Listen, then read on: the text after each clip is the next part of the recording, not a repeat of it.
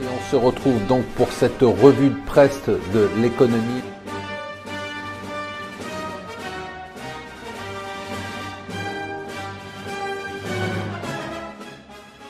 Bonjour et bienvenue sur Mon Financier pour le Morning Zapping. Nous sommes le lundi 17 septembre. Écoutez, on n'y comprend plus rien. Enfin, je ne sais pas si vous comprenez, moi je ne comprends plus rien à ce qui se passe avec notre ami Donald Trump.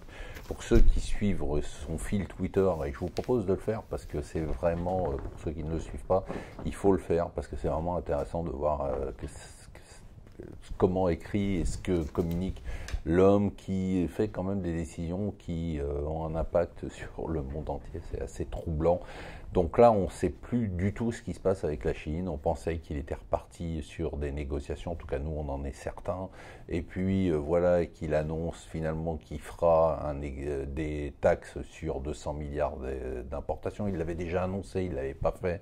Et puis, on ne sait plus si ces taxes seront à 25% ou à 10%. Enfin, on y comprend absolument rien. Ça, c'est vraiment étonnant. L'autre élément intéressant en ce moment, c'est le rapport de JP Morgan qui nous dit, vous savez qu'il y avait une incompréhension depuis des mois sur le fait que l'économie s'améliorait, le chômage baissait, on atteignait des niveaux de chômage qui étaient historiquement bas dans des pays comme l'Allemagne, les États-Unis ou encore l'Angleterre, et pourtant les salaires ne remontaient pas. Et puis ça y est, voilà, ça y est, c'est résolu.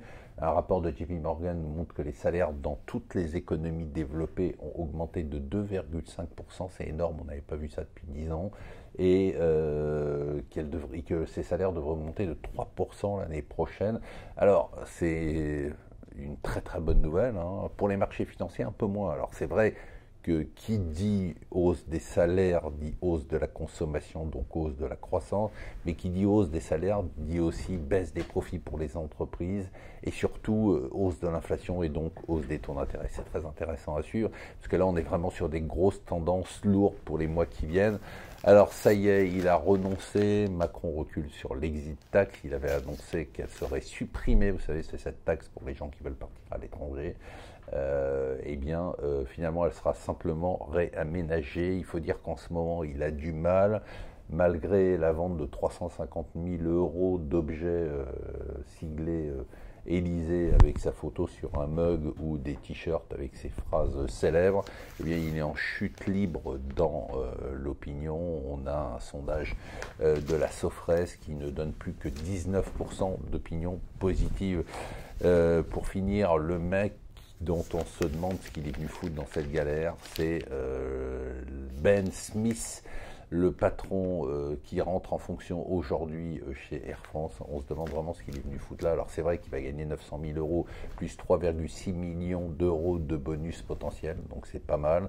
Mais en fait, on va quand même lui arracher sa sa chemise, et en plus, il va probablement avoir des problèmes. Donc voilà, on va suivre aussi ce qu'il va faire sur Air France. À noter l'annonce par Rallye, qui est la holding de Casino, d'une ligne de refinancement, donc on devrait avoir une remontée de Casino. On vous avait dit que Casino c'était quelque chose qu'il fallait regarder à 26 €, surtout quand la dette était à des niveaux taux d'intérêt extrêmement élevés. Depuis, Casino a rebondi de près de 23%. Voilà, je vous souhaite un excellent lundi, je vous souhaite aussi au soleil d'ailleurs, et une excellente semaine.